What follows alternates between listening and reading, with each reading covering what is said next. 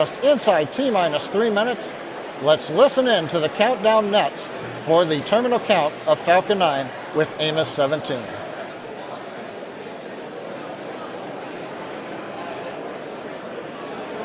LDCE, this is RC on countdown 1. Be advised, the range has got no-go at this time. Continue with the count. We'll execute a range hold at T-minus 30 seconds if the range does not clear the issue.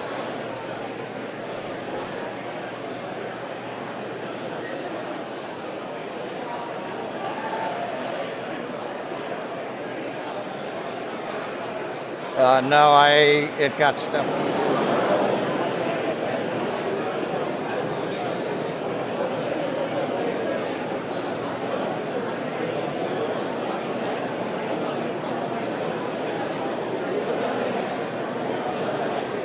Stage 2 locks close up.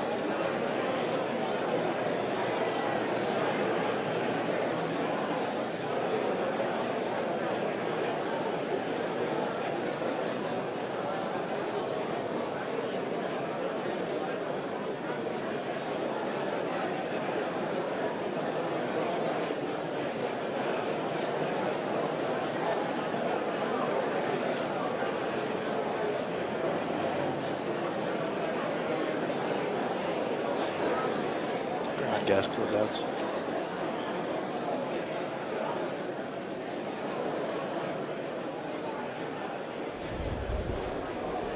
LDCE, this is RC on countdown. Be advised, continue with the count. The range is go at this time.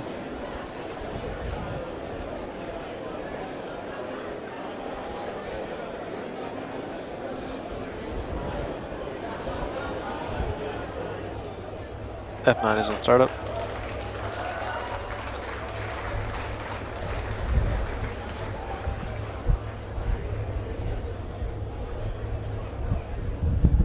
Stage 2 pressing for flight. LD is go for launch.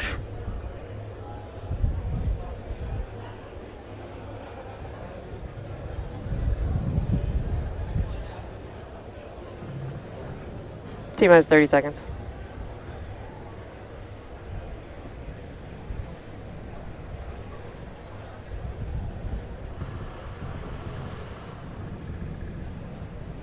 Stage 1 pressing for flight. T-minus 15 seconds. 10, 9, 8, 7, 6, 5, 4, 3, 2, 1, 0. Ignition, liftoff.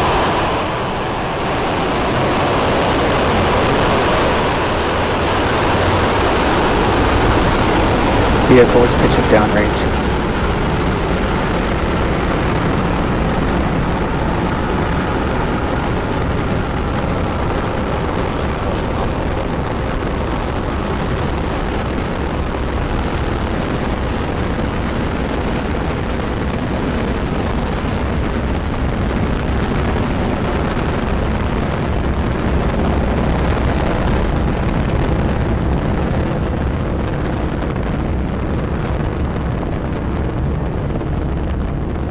AVI power and telemetry nominal.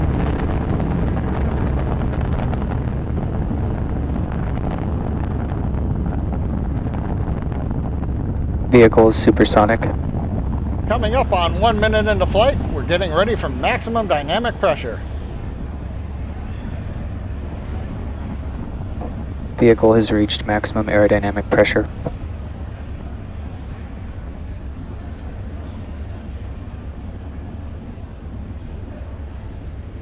You've heard the call out. We're through the region of maximum aerodynamic pressure.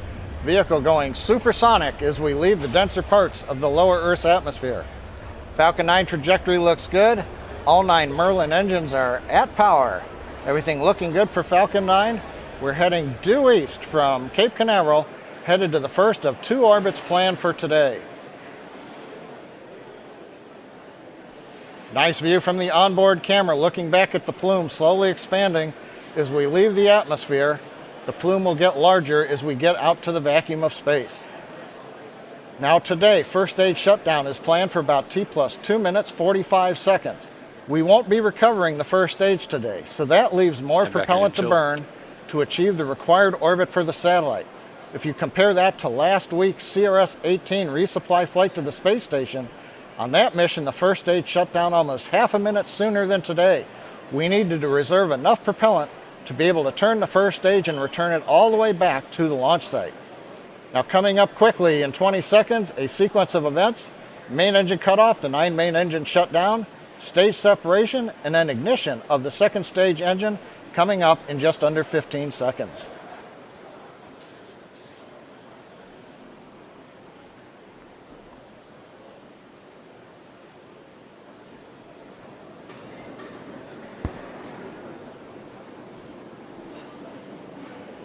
Go. AVI stage separation confirmed.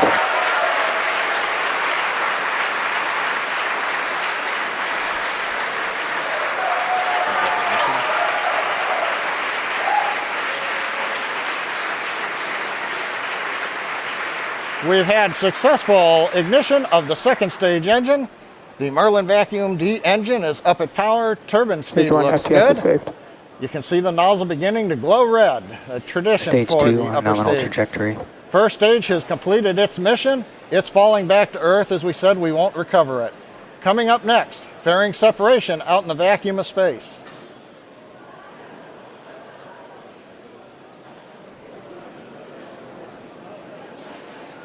AVI fairing separation confirmed. The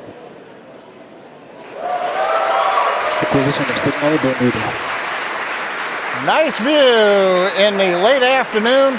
Sun shining on the payload fairing. The second stage has separated the payload fairing around the AMOS-17 spacecraft as we're now in the vacuum of space. Right now, Merlin vacuum engine continues to be on power.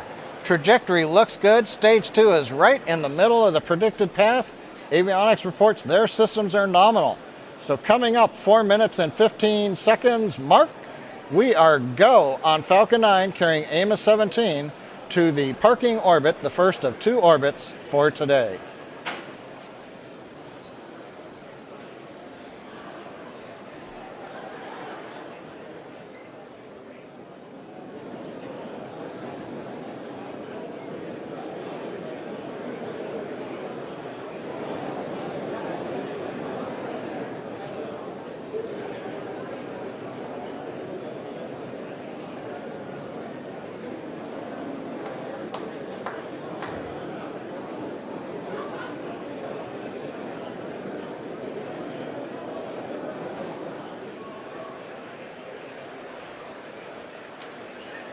So just past the T plus 5 minute mark into today's mission for AMOS-17. In case if you've just joined us, we had a slight delay due to weather over at Florida launch site, but we did take off at 23 minutes after the hour. And as you can see on your screen, the stages have separated, and there we have a beautiful shot of planet Earth as the second stage nozzle is glowing gorgeous red, orange, as it's carrying AMOS-17 to geostationary transfer orbit. Stage 2 on nominal trajectory. We have confirmation that the trajectory for stage 2 is nominal.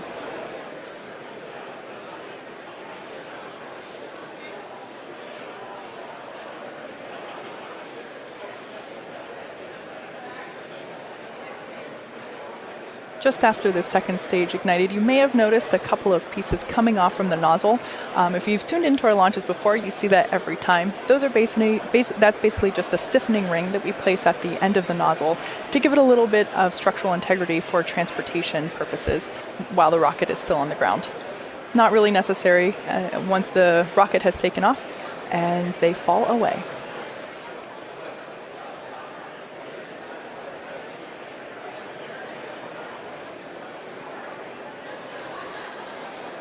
The next major event that we are approaching at about the 8 minute and 9 second mark will be the first of 2 second engine cutoffs, or SECO 1.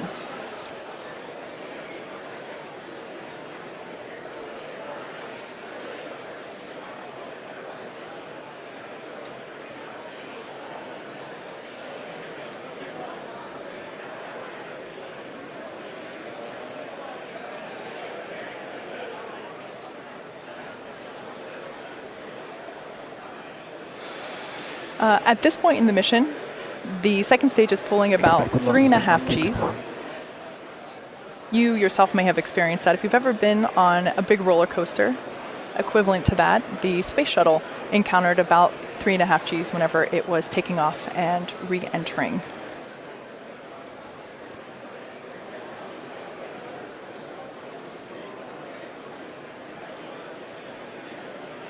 Terminal guidance.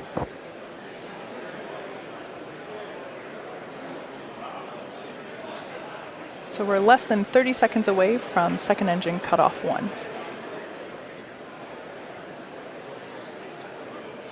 Like I said before, this is AMOS-17, which will provide internet, phone, and secure communications to customers in the Middle East, Africa, and Europe.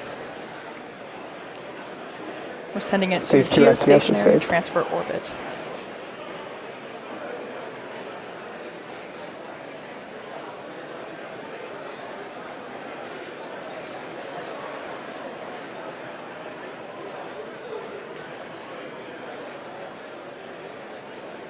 Go shut down.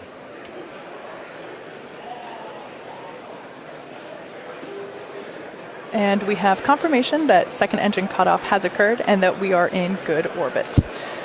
So we're about to enter an 18-minute coast phase, so we're going to take a break, but we'll leave you with an animation that shows where we are in the coast phase. We'll be back at the T plus 26 minute mark for a second stage Nominal relay. orbit insertion.